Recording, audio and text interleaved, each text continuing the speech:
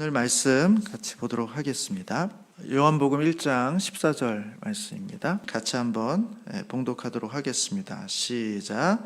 말씀이 육신이 되어 우리 가운데 거하심에 우리가 그의 영광을 보니 아버지의 독생자의 영광이요 은혜와 진리가 충만하더라. 오늘이 이제 12월 22일이고 이제 3일 정도 지나면 12월 25일이 돼서 이제 우리가 또 모두가 즐거워하는 그런 성탄을 맞게 됩니다. 성탄은 예수님의 이제 탄생을 우리가 축하하고 기념하는 그런 날인데, 성경에 보면 예수님의 탄생을 기뻐하고 즐거워하라고 이렇게 특별히 이렇게 언급되어 있는 그런 부분을 아마 보신 분들은 없을 줄 압니다. 보통 성경에 보면 예수님의 고난과 죽음을 기념하라. 그래서 주님께서 마지막 만찬 때도 너희가 이 떡을 먹고 이 잔을 마시면서 나를 기념해라, 이렇게 말씀해 주심으로 예수님의 죽으심과 이 부활에 대한 기념이 우리 교회 가운데는 자연스럽게 반복적으로 또 기념하기 위해서 그 일을 지키는 것들을 매우 중요하게 생각을 합니다만, 예수님의 탄생과 관련되어서는 기록은 있습니다만 그것을 우리가 꼭 지켜야 된다든지 그것을 기념해야 된다든지 우리가 그것을 기억하라 하는 그런 요구들은 성경에 거의 또 이렇게 본 적이 없습니다. 그런 기록이 없기 때문에 그런 것이죠. 그렇다면 과연 우리 기독교는 언제부터 성탄절을 따로 기념해서 지켰을까? 성경에는 그것을 기념하라는 얘기도 없는데 왜 교회는 갑자기 성탄절을 예수님의 탄생일로 특별히 기념해서 이렇게 매년 지키게 되었을까 하는 궁금증을 우리가 갖게 됩니다. 또 하나의 궁금증은 예수님의 생일이 정말 12월 25일인가? 우리가 12월 25일 예수님의 생일이라고 이야기하고 성탄절로 절기를 또 이렇게 날을 정해서 지키는데, 과연 정말 예수님은 12월 25일 날 이 추운 겨울에 태어나신 건가 하는 이제 질문들 또 고민들 할 수 있습니다. 저는 오늘 그 이야기로부터 이제 오늘 말씀을 좀 같이 나누어 보려고 합니다. 초대교회의 관심, 예수님께서 십자가에 죽으시고 부활하시고 40일 동안 제자들과 함께 있다가 승천하신 다음에 그 다음에 성령, 약속하신 대로 성령이 그들 가운데 임하시면서 교회가 이제 시작됐는데, 이 교회가 시작된 이후로 과연 이 성도들은 예수님의 탄생에 관심이 있었는가? 보면 거의 관심이 없었던 것 같아요. 성경의 기록을 보면 성탄절에 관심이 있는 게 아니라 말씀드린 대로 예수님의 십자가 고난과 죽음과 부활에는 교회가 온통 관심을 가지고 있고, 매년 그 때가 되면 그것을 기념하기 위해서 또 중간중간 모일 때마다 예수님의 고난과 죽음을 기념하는 그런 의식들을 행했습니다만, 성탄절에 대해서는 그렇게 큰 관심을 갖지 않았다라는 것입니다. 그러면 언제부터 성탄절에 관심을 갖게 됐는가? 보편적으로 성탄절에 이제 관심을 갖게 처음 시작하게 된 것은 예수님 태어나신 이후 한 3세기 경쯤이라고 이렇게 봅니다. 3세기경에 보면 알렉산더의 클레멘트라는 기독교 변증가가 있는데, 이 기독교 변증가가 관심을 가지기 시작한 거예요. 그 당시에 예수님의 탄생일이 언제인가 하는 각자 그냥 관심 있는 사람들의 연구가 쭉 있었는데, 그것들을 이제 모아서 취합하게 되는 것입니다. 그래서 예수님의 탄생일이 언제쯤이겠는가라고 이제 측정을 해보게 되는데, 당시의 의견은 그때가 바로 이제 5월 20일이다 이렇게 보는 사람도 있었고, 아니다 4월 20일이다, 아니다 21일이다 이렇게 보는, 그 당시에 있던 견해들을 이렇게 취합하는 정도의 기록을 갖고 있는 게 예수님 이후에 이제 3세기경에 알렉산더 클레멘트를 통해 그 기록을 통해 이제 알 수는 있습니다.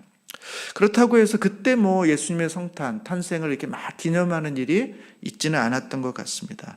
보편적으로 이제 예수님의 탄생일을 기념하고 사람들이 지키기 시작했던 것은 이제 그로부터 한 100년 더 지나서 주후 이제 4세기 경쯤에 그때쯤이라 이렇게 봅니다. 대략 한 350년 정도 이렇게 보는데, 로마의 이제 기독교가 국교가 되고 나서 이 로마 안에 이 기독교를 확장시키는 차원에서 특별히 이제 그 절기를 지켜서 기념하게 됐다, 이렇게 봅니다.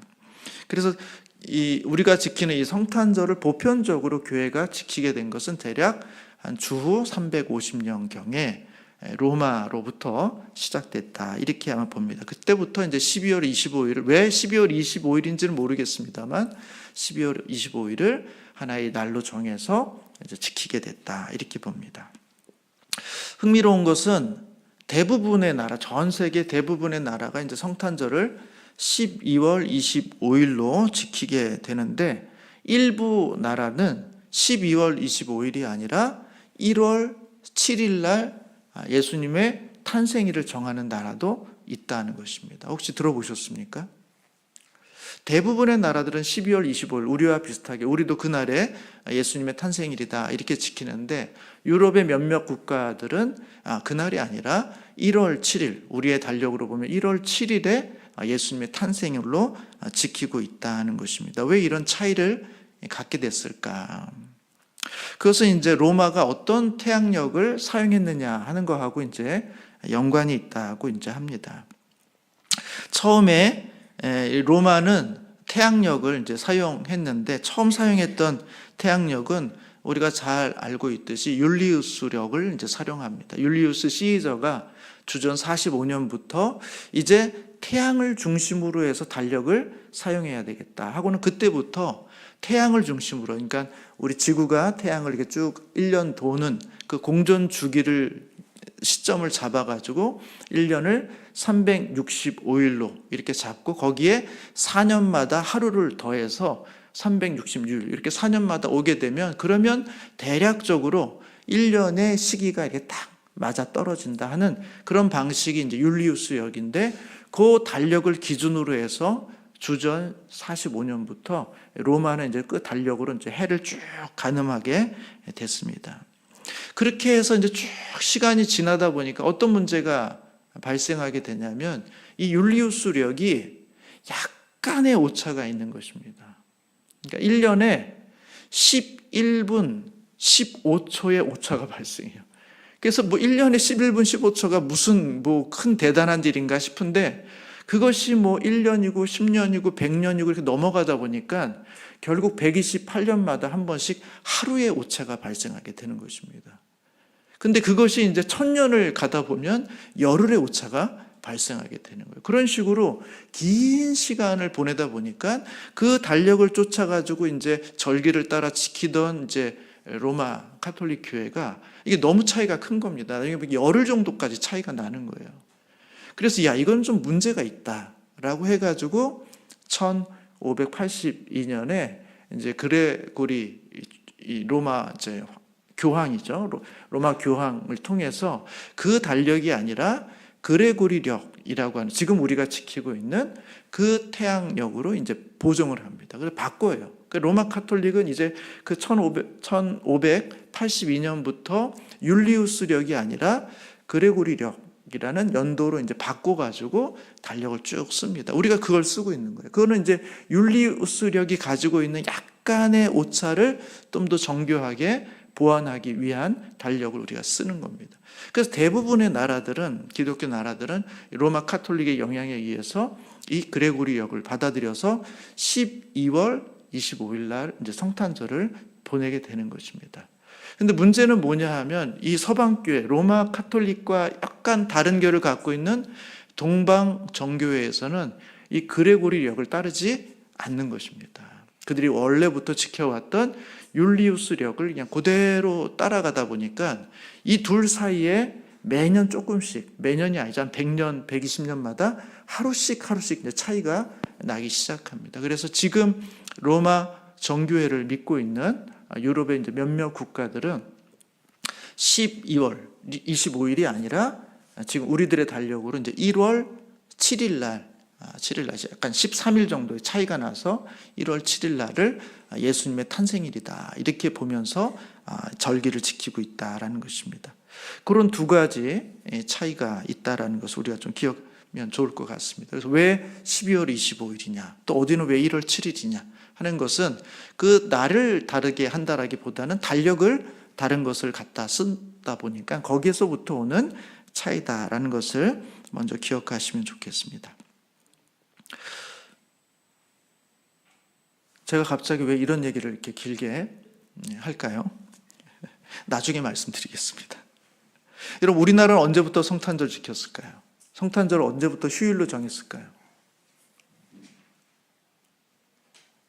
제가 막 찾아보니까 1949년부터 우리나라가 이제 정부를 수립하고 48년도에 정부를 수립하고 나서 49년도에 처음으로 국가 공휴일로 정한 날이 바로 성탄절이랍니다. 그러니까 1949년부터 저희는 성탄절을 휴일로 지나고 있는 거예요. 그러면 종교적인 우리가 기독교 국가도 아닌데 성탄절이 휴일이면 당연히 어떤 날도 휴일이어야 됩니까? 석가탄신일, 부처님 태어나신 날도 휴일이 돼야 될 것 같은데 지금 우리가 쉬고 있습니다만 언제 휴일로 규정했을까요?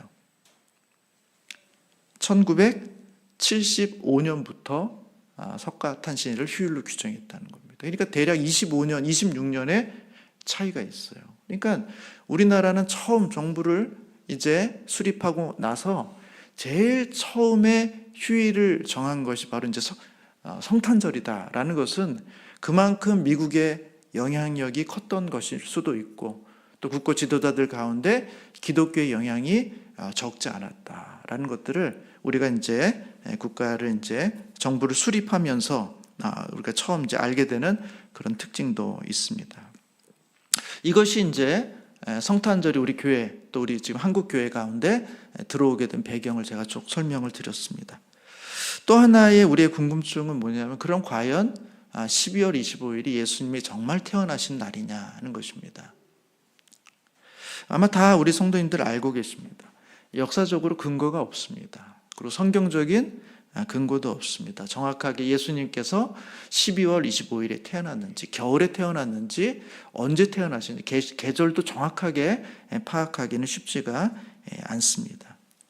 유력한 이유, 그러면 왜 12월 25일 날 우리가 성탄절을 정했을까라는 것은 유력한 이유는 기독교가 로마 제국 사이에서 이제 로마의 국교가 되고 나서 급속도로 이 로마의 어떤 영향력을 주기 위해서 로마의 절기, 로마의 축제일로 정했던 12월 25일을 기독교가 차용해서 그날 이 기독교의 절기를 만듦으로써 로마 사람들이 모두 다 이방신을 섬기던 마음에서 그런 절기에서 기독교의 어떤 기쁨과 축제일을 즐기는 절기로 바꿈으로써 로마 전체에 급속도로 기독교의 어떤 문화를 만들어가기 위해서 그렇게 했던 것이 아닌가 이렇게 본다라는 것입니다.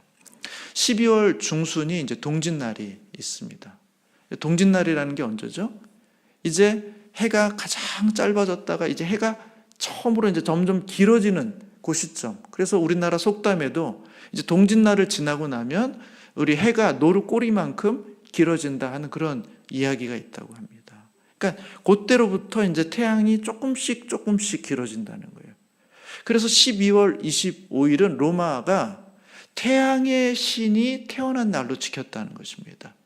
12월 25일부터 해서 태양신이 태어나서 이제 조금씩 태양신이 영향을 미치고 자라가고 확장하는 것처럼 낮이 점점 길어지는 그 의미로서 로마는 12월 25일 날 태양의 신 미트라의 탄신일로 지키면서 전 나라에 축제를 했다라는 것입니다. 그것처럼 이 땅에 예수님이 오셨다라는 것은 이 땅에 빛으로 오신 예수님, 이 땅에 생명을 주시는 예수님, 그 예수님이 마치 태양이 처음 태어나는 것처럼 이 땅에 우리 가운데 오신 그분의 날을 기념하는 것으로서 이 태양신의 기념일을 가지고 예수님의 탄생 기념일을 삼고 그것을 로마에 확장함으로써 전 세계의 성탄절을 확대하는 그런 문화의 어떤 수용으로 이렇게 이제 이해를 하게 됐다는 것입니다. 그래서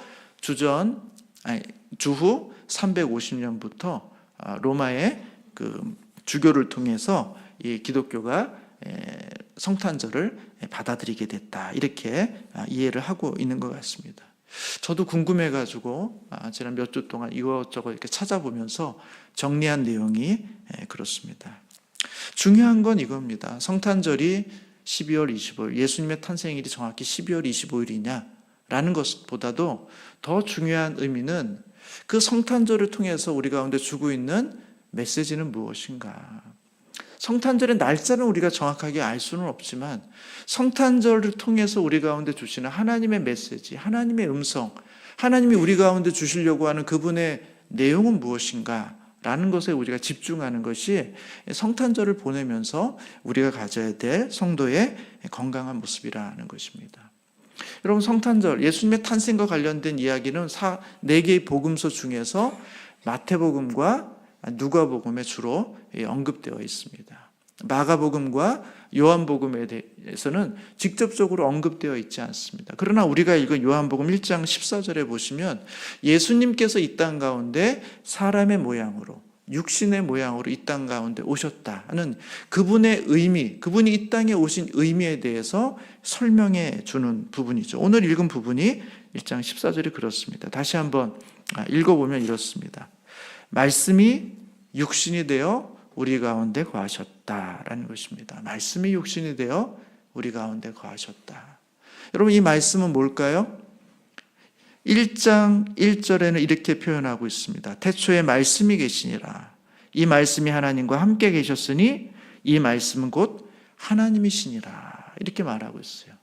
그러니까 말씀은 하나님이신데 그 말씀이신 하나님이 육신이 되어서 우리 가운데 거하시게 됐다라는 것입니다. 말씀이 육신이 되었다. 하나님이 인간이 되셨다. 사람이 되셨다라는 것이 바로 이 성탄절이 우리 가운데 보여주고 있는 의미요 메시지라는 것입니다.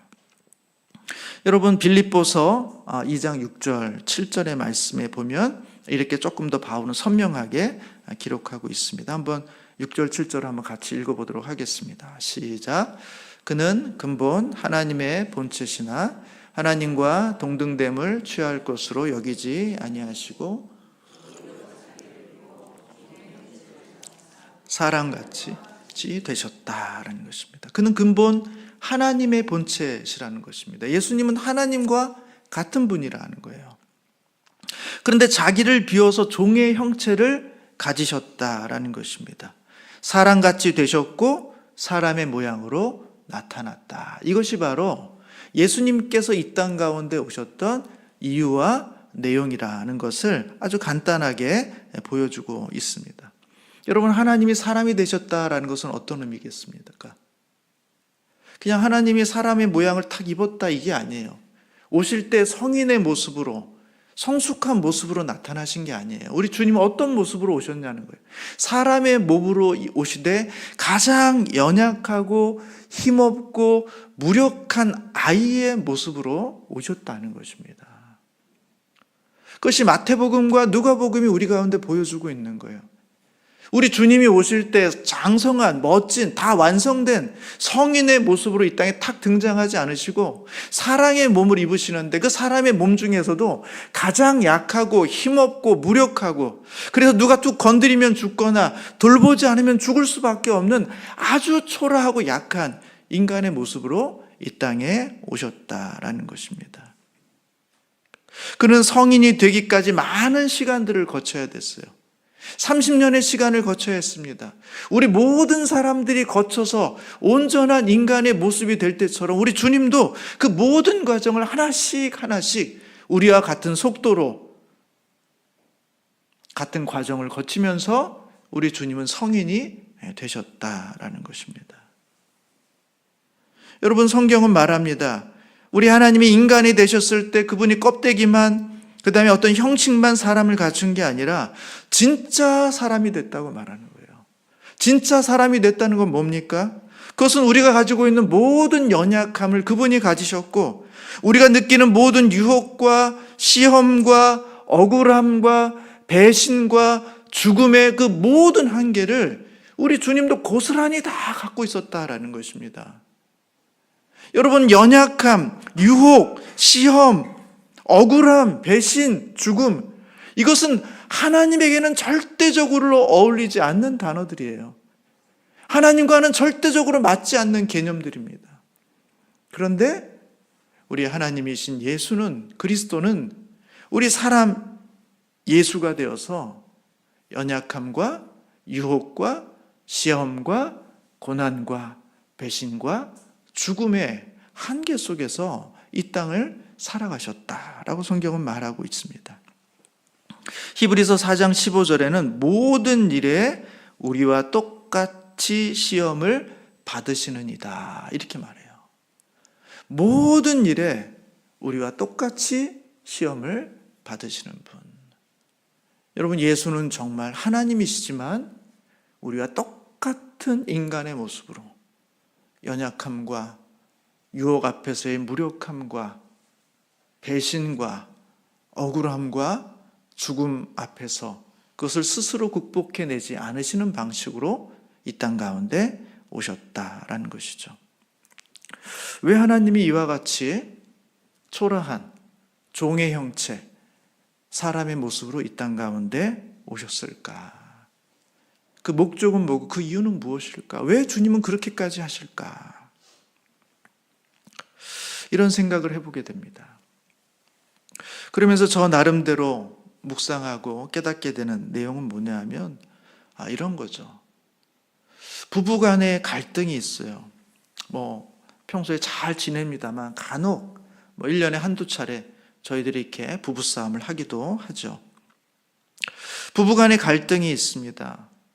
왜 갈등이 있을까? 그건 서로의 입장이 다르기 때문에 그래요. 바라보는 관점이 다르기 때문에 그렇습니다. 저도 제 아내와 이렇게 가끔 이렇게 부딪힐 때 보면 그 부딪히는 내용이 신혼 초하고 결혼을 한 20, 30년 지나고 나서 그렇게 크게 다르지 않더라고요. 늘 비슷한 문제로. 왜 그럴까? 저는 저의 한계를 갖고 있어요. 남자로서의 한계, 남편으로서의 한계를 갖고 있습니다. 아내는 늘 여자로서의 한계, 그다음에 아내로서의 한계를 갖고 있어요. 서로 입장이 달라요. 그 입장이 다르다는 것은 바라보는 관점이 다르다는 거예요. 그래서 아무리 내 입장에서 내가 이것이 합당하고 이것이 옳고 이렇게 하는 게 맞고 이렇게 할 수밖에 없었다는 얘기를 아무리 해줘도 제 논리 안에서는 충분히 다 설득이 되고 합리적인 이유인데도 불구하고 그것이 아내의 마음에 온전히 전달이 안 돼요. 남자의 입장에서 이야기하고 있는 이 내용이 여자의 입장에서는 도저히 받아들여지지 않고 어느 정도 근처까지는 가는 것 같지만 절대로 그 선을 넘어서 그의 마음에 충분히 합족한 이유로 받아들여지는 지점까지는 가지 못하는 경우가 적지 않다는 것입니다. 서로의 서는 자리가 달라지면 바라보이는 것도 달라지게 되는 거죠. 설득되거나 이해되지 못하는 어떤 지점이 발생할 수밖에 없고 그 지점에서는 늘 갈등과 긴장이 있다는 사실을 발견하게 되는 것입니다. 그리고 내린 결론은 뭡니까? 당신과 나의 입장이 다르다. 그냥 그것을 인정하자. 그리고 그것을 받아들이자. 더 이상 싸우지 말자. 그냥 그 정도 선에서 이해하고 용납하는 것으로 이제 끝나지. 그걸 계속해서 자기의 것으로 끄집어 오려고 하면 절대로 끄집어 올 수도 없고 갈등은 해결되지 않는다라는 사실을 알기 때문에 그냥 둘의 입장을 서로 받아들이는 것으로 싸움을 마칠 때가 많다라는 것입니다.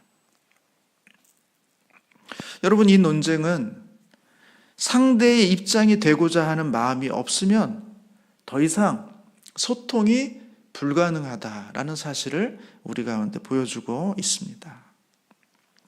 여러분, 정말 내가 상대방을 이해하고 싶을 때, 이해가 되지 않는데, 받아들이기 어려운데, 그럼에도 불구하고 저 사람을 사랑하고 저 사람과의 관계를 포기하지 않고 저 사람을 어떻게든지 내가 받아들이고자 하는, 이해하고자 하는 마음이 있을 때 우리가 취하는 방식은 뭐냐 하면 내가 그 사람의 편에 한번 서보는 것입니다. 도대체 저 사람은 어떤 입장이길래, 저 사람은 어떤 생각이길래, 어떤 관점이길래 나와 다를까? 그냥 다른 것을 확인하는 정도라면 평행선을 긋는 것으로 끝나지만 그렇게 평행선을 두고 살 수는 없기 때문에 내가 그 사람의 입장이 돼서 이해하고 용서하고 용납하고 받아들일 수 있는 방법은 없을까 하는 방식으로 우리가 취할 수 있는 가장 적절하고 적극적인 방식은 내가 그 사람의 입장이 되어보는 거예요. 쉽지는 않지만 내가 저 사람이라면 어떻게 생각했을까? 내가 저 사람의 상황이었다면 어떻게 말하고 어떻게 결정했을까? 라고 생각해 보는 노력, 수고, 이것이 바로 그 상대 안으로 들어가려고 하는, 그 상대와 관련을 끊지 않고 계속해서 그 관계를 유지하려고 하는 사람들만이 가지고 있는 적극적인 마음이라는 것입니다.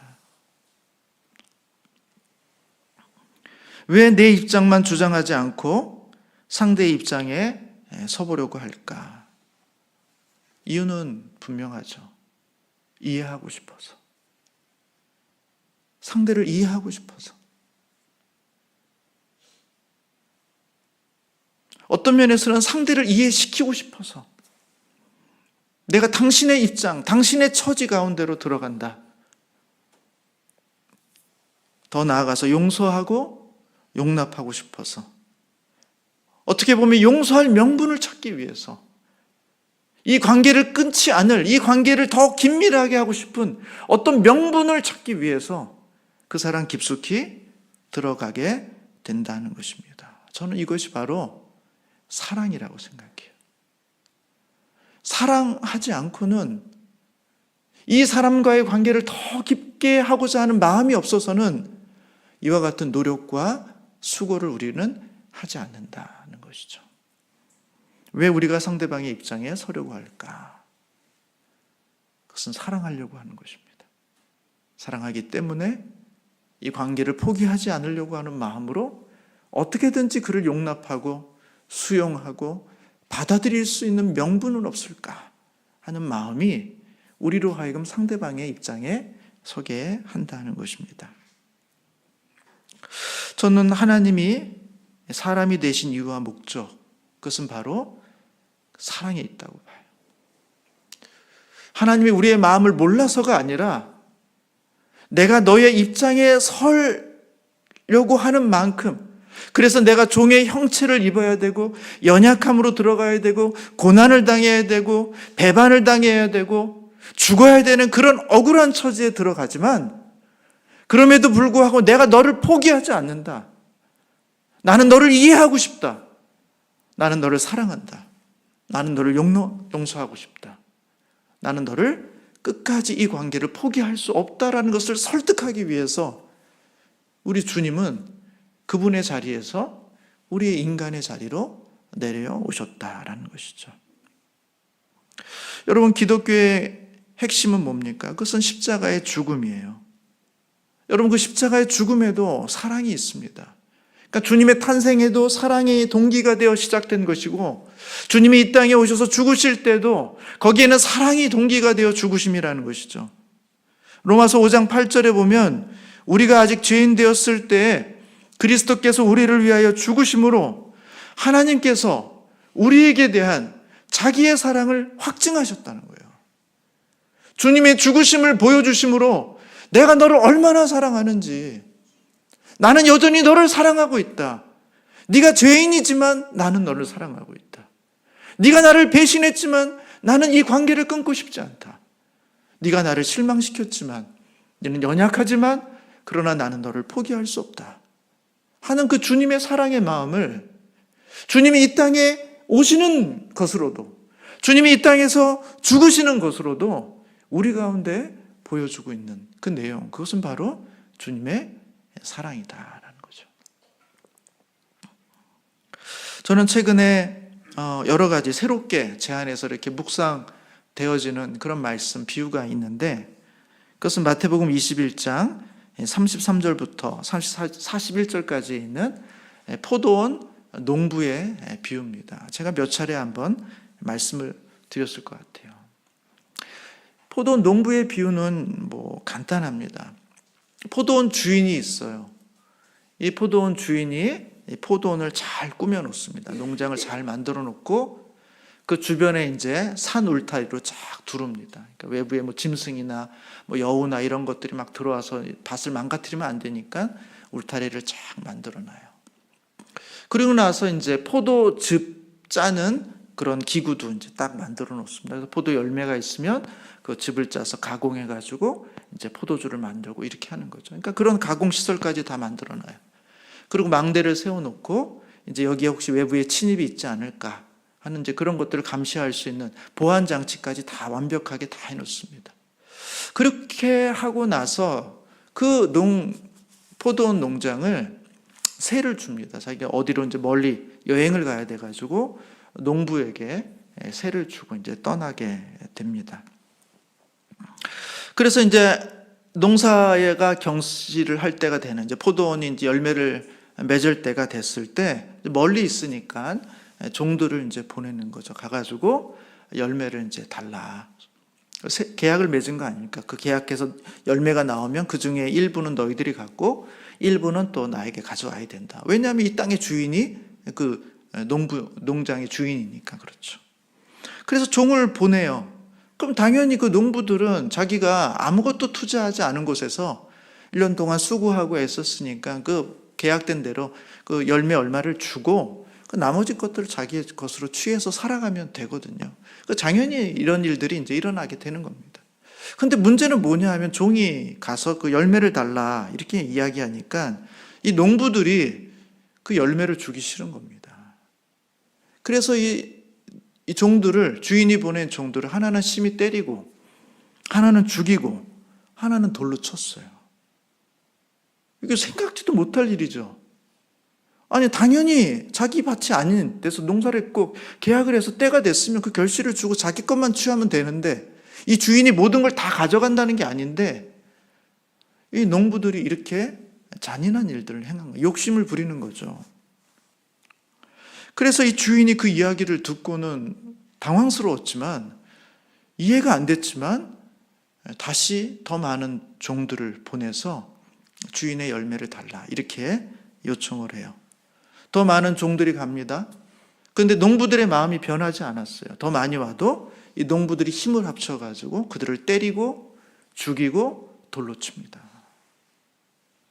여러분 종을 2번이나 보냈는데 이 포도원에서 일하는 이 농부들이 이와 같은 방식으로 나왔다면 그러면 이제 처음에는 무슨 오해가 있었나 보다. 처음에는 무슨 착각이 있었나 보다. 우리 종들이 뭘 잘못했나? 그런 생각을 갖고 이제 2번째까지 이렇게 나왔다 하면 이건 확신한 거죠. 아, 이 농부들이 나에게 열매를 줄 생각이 없구나. 이 계약을 지킬 의도가 없구나. 이들이 이 모든 것을 자기가 다 빼앗아 가려고 하는 것이구나 라고 충분히 확실한 증거를 가질 수 있는 거죠. 여러분, 우리 성도님들이 그 포도원 농장의 주인이라면 그 다음에 어떻게 하시겠습니까?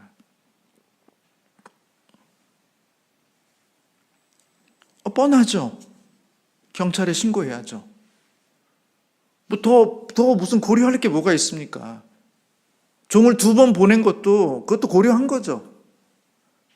지금 이 상황이 너무나 분명하고 명확해졌으면 경찰을 투입해서 그 농부들을 잡아 가두고 당장 이 계약을 해지하고 땅을 몰수해야 되는 게 맞습니다. 그렇게 해야 돼요. 적어도 이 주인이 정상적인 사람이라면 이렇게는 행동하지 않을 거죠. 2번이나 종들을 죽인 그 농부들에게 3번째는 내가 내 아들을 보내야 되겠다. 여러분 그렇게 생각하는 주인이 있습니까? 여러분 같으시면 그렇게 하겠어요? 거기에 또 3번째 종을 보내는 것도 아니고 하나밖에 없는 내 아들을 극악무도한 농부들에게 또 보낸다고요? 그 무슨 행동입니까? 그는 아들을 죽이라고 보내는 거죠. 왜 그 아들을 보내? 상식적으로 맞지가 않는 행동이에요. 근데 성경에 보면, 그 비유에 보면 이 주인이 어떻게 생각하냐면 그들에게 내 아들을 보내겠다. 그러면 그들이 내 아들을 존중하지 않을까? 내 주인의 아들이 왔으니까 그러면 그들이 말을 듣지 않을까? 하는 그런 기대를 가지고 세 번째는 아들을 보냈다는 얘기입니다.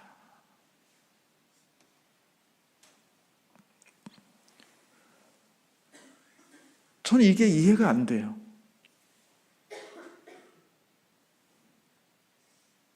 어떻게 아들을 보낼 수가 있습니까? 어떻게 죽으라고 아들을 보낼 수가 있어요?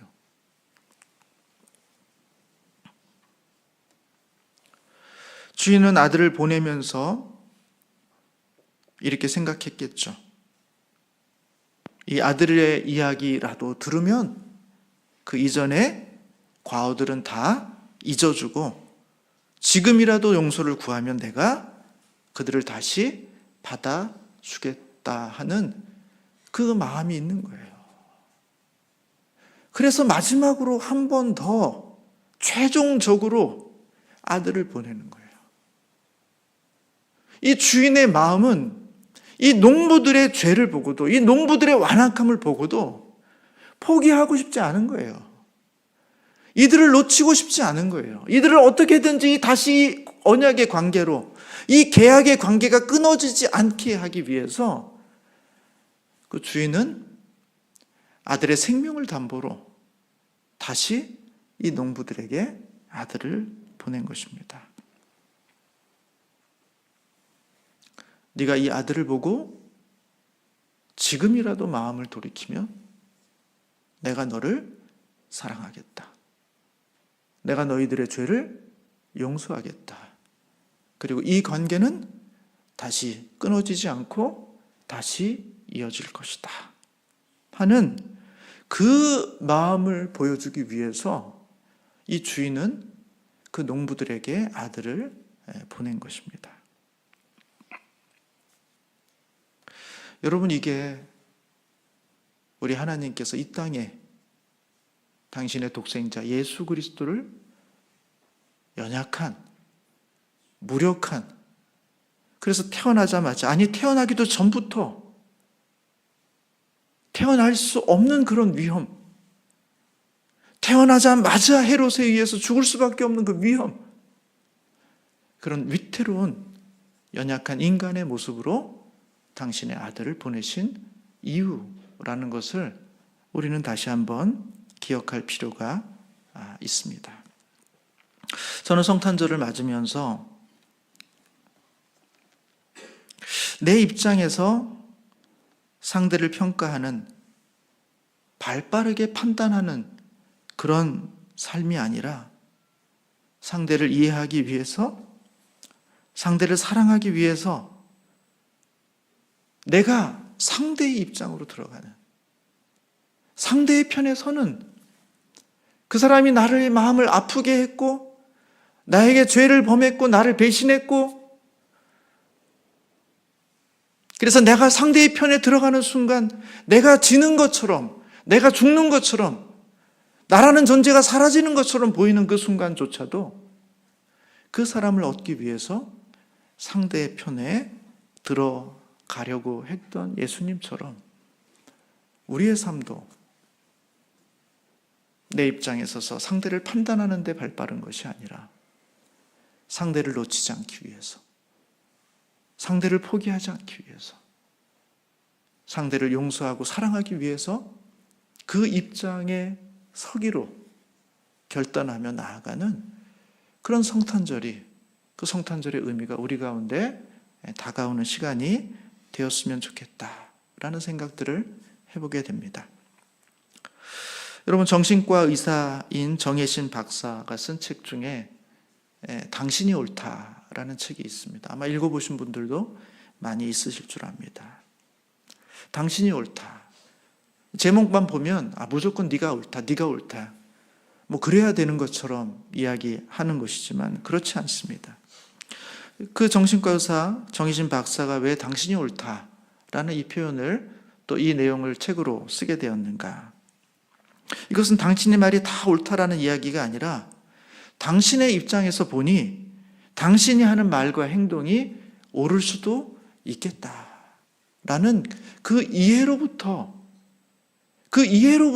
대화는 시작된다는 거예요. 그 이해로부터 소통이 시작되고 그 이해로부터 위로가 있고 그 이해로부터 사랑과 용서와 화해가 일어날 수 있다는 거예요.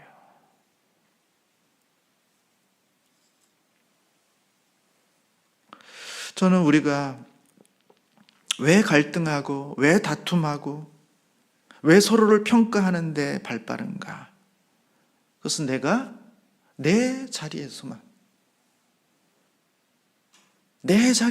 상대를 보기 때문에 내가 아무리 이해하려고 하고 내가 아무리 용납하려고 하고 내가 아무리 받아들이려고 해도 내 자리에서만 상대를 보기 때문에 거기에 진정한 소통도 사랑도 용서와 화해도 일어나지 않고 우리는 끊임없이 갈등과 긴장과 다툼과 전쟁 속에 살아갈 수밖에 없는 것이 아닌가라는 생각들을 해보게 되는 것입니다. 여러분, 평화와 화해의 길이 어디에 있겠습니까? 그것은 내가 내 자리를 떠나서 상대방의 자리, 심지어는 나를 대적하고 나를 미워하지만 나와 전혀 다르지만 내가 상대방을 이해하기 위해서 상대방의 자리로 내가 들어가려고 하는 그 성육신의 마음이 우리 가운데 있을 때 그때 비로소 우리의 관계 속에 사랑과 화해와 평화의 실마리가 보이게 된다는 것이죠. 누가복음 2장 14절은 이렇게 말합니다. 천사들이 예수님의 탄생을 찬양하면서 이렇게 말하죠. 지극히 높은 곳에서는 하나님께 영광이요 땅에서는 하나님이 기뻐하시는 사람들 중에 평화로다. 땅에서는 하나님이 기뻐하시는 사람들 중에 평화로다. 이 평화가 오늘 우리의 마음에, 우리의 가정에, 우리의 교회에 또 이 시대와 이 나라와 이 민족과 세계와 열방 가운데 참으로 임하게 되는 놀라운 은혜가 우리 가운데 임하기를 주님의 이름으로 축복합니다. 기도하겠습니다.